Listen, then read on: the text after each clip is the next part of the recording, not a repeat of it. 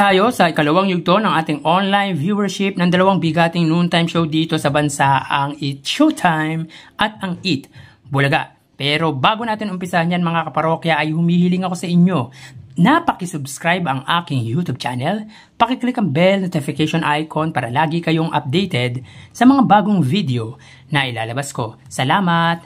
Sa mga kaparokya, quick recap lang po tayo sa inilabas na TV ratings ng AGB Nutam Nielsen Philippines. Para po sa araw ng Biyernes, April 26, ang Eat Showtime po ay nakakuha ng 8.2%, samantalang ang Eat Bulaga ay 4%.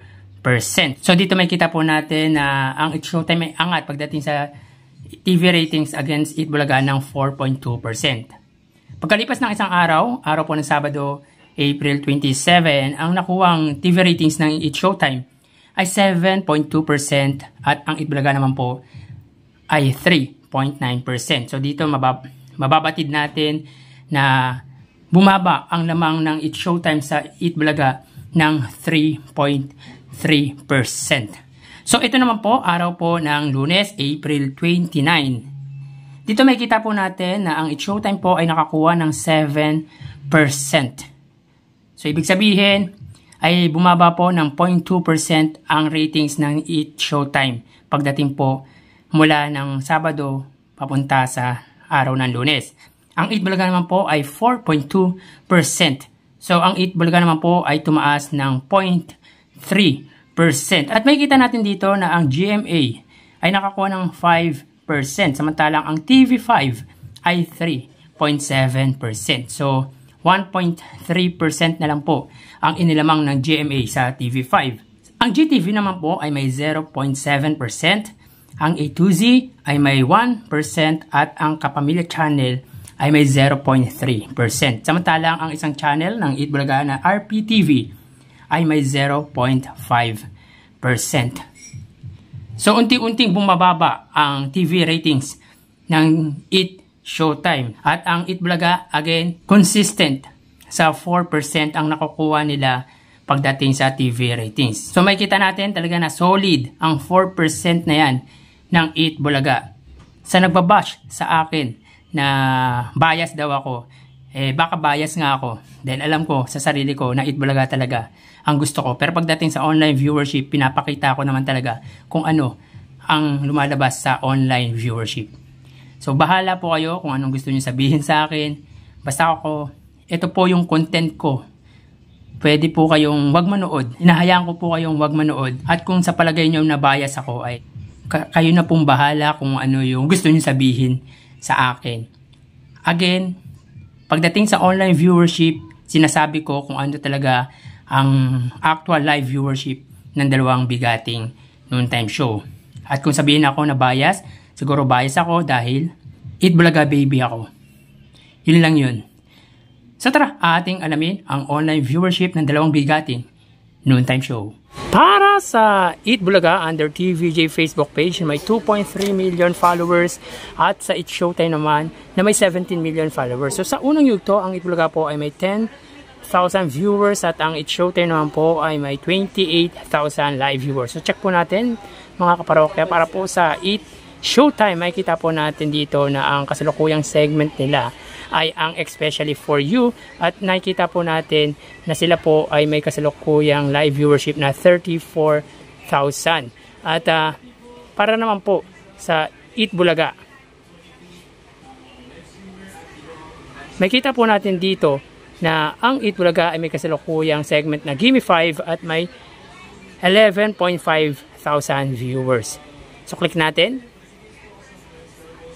Yan po, para po sa Eat Showtime, sila po ay may 34,100 viewers. At ang sa Eat Bulaga naman po ay hindi pa nagpa-pop up. So ulitin po natin.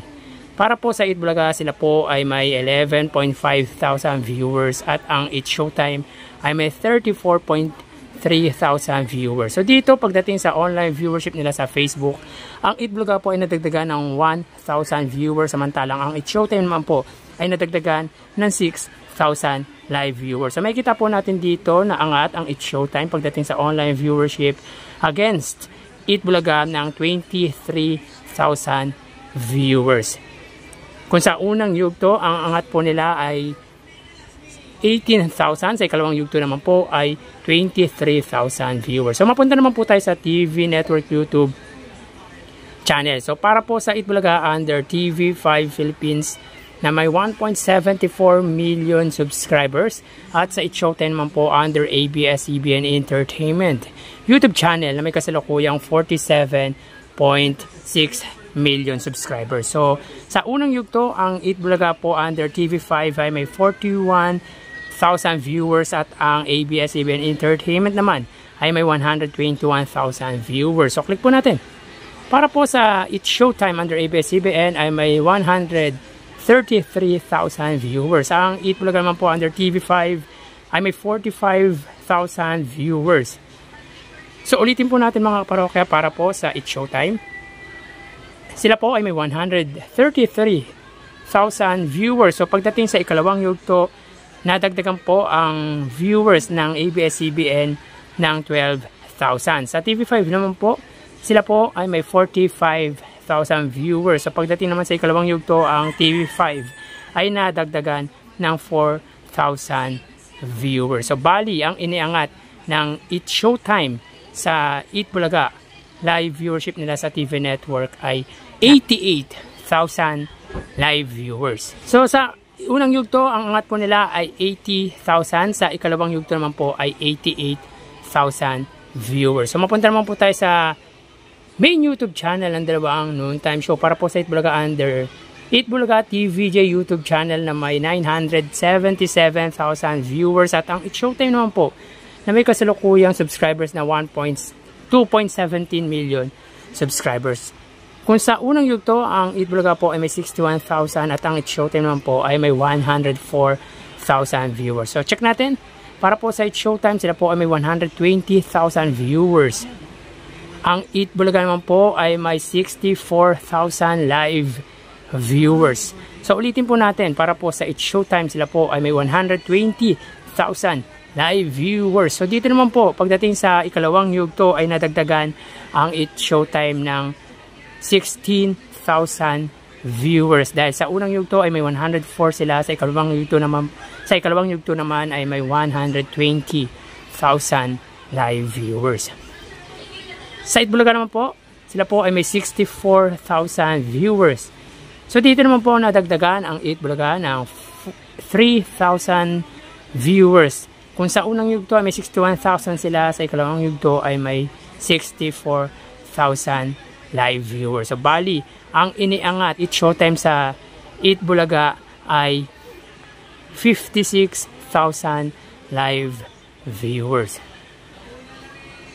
So bali, ang total na nakuha ng Itbulaga ay 120,000 live viewers. At ang It Showtime naman po ay nakakuha ng total live viewership na 287,000 live viewers. So again, para po sa Itbulaga ay 120,000 viewers, at ang It Showtime naman po ay 287,000 live viewers. So bali, ang iniangat po ng It Showtime sa Itbulaga pagdating sa online viewership nila sa ikalawang yugto ay 167,000 live viewers. Kung sa una ay may 141,000 live viewers na angat, ang It Showtime sa ikalawa naman po ay 167,000 live viewers. So yan po ang lumalabas sa kanilang online viewership as of 1:41 PM, at mamaya ho magbabalik po tayo sa huling yugto ng ating online viewership ng dalawang noontime show dito sa bansa. Magpapaalam na po muna pansamantala.